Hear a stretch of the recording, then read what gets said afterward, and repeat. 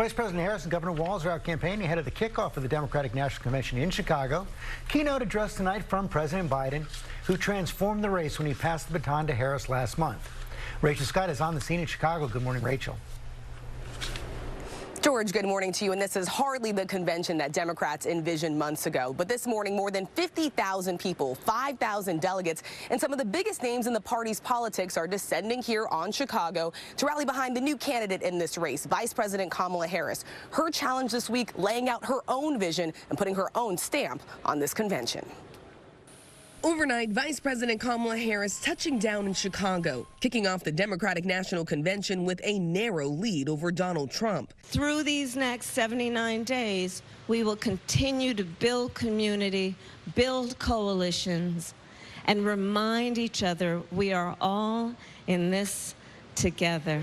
Harris and her new running mate, Governor Tim Walz, hitting the road on their new campaign bus, barnstorming battleground Pennsylvania. Harris trying to fend off attacks from Trump, who has called her a lunatic and questioned her racial identity. Real and true measure of the strength of a leader is based on who you lift up.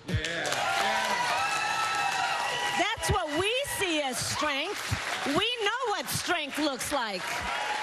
That's what strength looks like. Anybody who's about beating down other people is a coward. It's a message Harris is hoping to lean into this week. The theme of the convention, for the people, for the future, with speeches expected from Barack and Michelle Obama, as well as Bill and Hillary Clinton. But today, President Biden will give the primetime address, a handoff to his own vice president just weeks after he dropped out of the race. Since then, the dynamics in this race have shifted, Harris gaining momentum. I very much consider us the underdog. We have a lot of work to do to earn the vote of the American people. Trump's running mate Ohio Senator J.D. Vance dismissing it all as a honeymoon period. Kamala Harris got a bit of a sugar high a couple of weeks ago. Trump has struggled to adjust to the new Democratic ticket. Even some of his closest allies practically begging him to stay on message. His policies are good for America, and if you have a policy debate for president, he wins.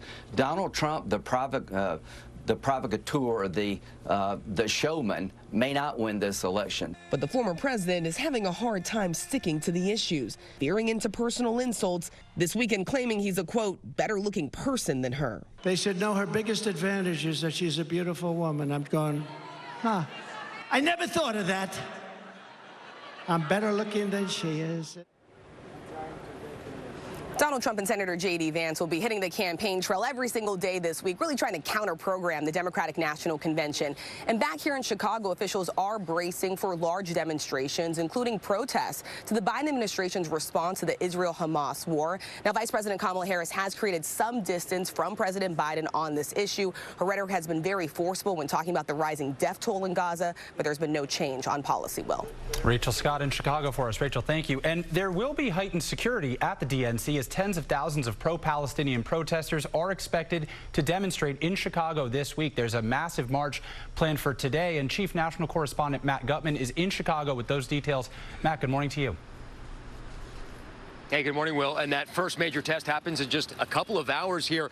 Those tens of thousands of protesters will be marching just on the other side of the convention center here, demanding that the Biden-Harris administration impose an immediate ceasefire in Gaza and embargo arms shipments to Israel. It's one of 34 major actions going on this week. The first one began overnight. This march down Michigan Avenue met by a massive police force. We saw hundreds of police officers on bicycles forming this rolling barricade alongside the protesters, penning them in. And the police chief who was there told me that he believes this system will continue to work. He does not expect violence. Thousands of his officers have already gone through this de-escalation and civil unrest training. That, as a federal official tells me, that there is a huge amount riding on this. 50,000 convention goers, a current president, former presidents, most of the cabinet, celebrities here. This is the event with the highest threat profile, said that official, that Chicago has faced in likely a generation.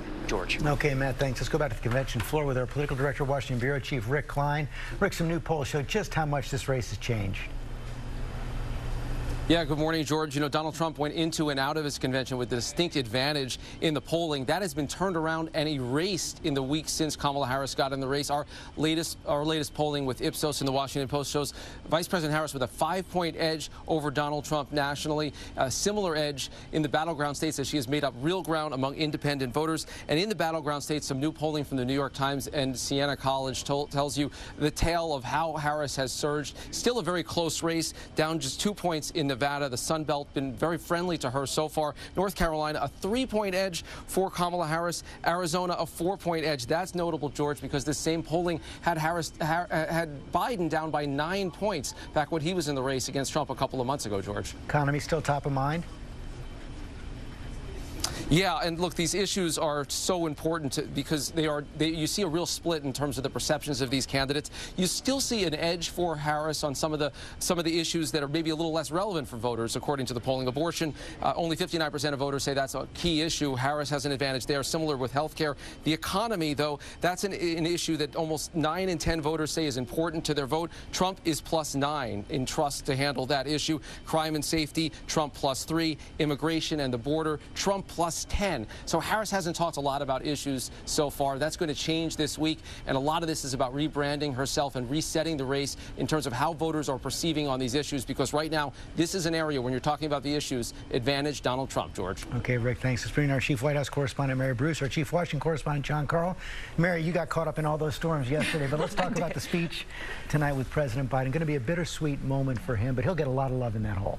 He will, and bittersweet is exactly the right word for this. I mean, imagine just a month ago, Joe Biden thought this was going to be his convention, and now instead tonight he's going to walk out on that stage and pass the torch to Kamala Harris. He will tout the accomplishments that he and Harris have achieved together, make clear he thinks she is the future of the party, and of course he has been praised for his decision to bow out of the race and endorse Harris, even though the party didn't exactly give him a whole lot of choice in the matter. So this is going to be an emotional moment for him, also a chance for him to cement his legacy. This is likely the largest audience he's going to have as his now 50+ year career in politics, begins to wind down. And the challenge then for Harris is to take that baton, run on her record with Biden, but also make clear what she would do differently and make this her own.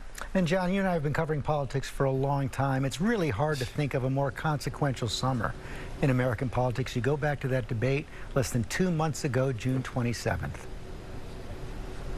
I mean, we have an entirely different race than we had a month ago. This is a transformed election. This convention is entirely transformed. I mean, a month ago, they had to rip up a script they had effectively been working on, really, George, starting to work on this convention 2 years ago.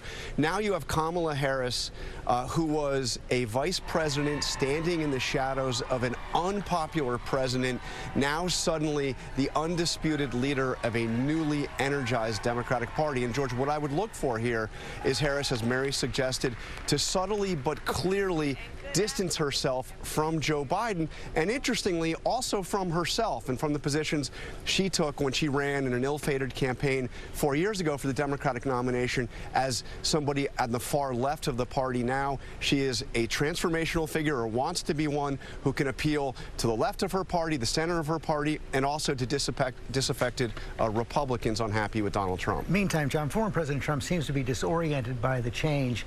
His team keeps saying focus on the issues. He keeps focusing on Kamala Harris. Yeah, and he really has been thrown off his game. You've heard him complain privately and publicly about the fact that Biden was swapped out. They were prepared to run against Biden. Republicans have a clear strategy. That is, focus on the issues. As you heard Rick say, you have Republicans. Trump has an advantage on crime, on the border, on the economy, but he is not focusing on the issues. His is all about attack, attack, attack. Personally attack and attack some more. Okay, John, thanks very much. We're going to, of course, have team coverage of the Democratic National Convention all week long. Begins tonight, streaming on ABC News Live at 7 Eastern, then here on the network at 10. Robin? And hope you make it to Chicago there, Mary. Me too, Robin. But it's been good having you here in the studio with us. Our bonus. Okay.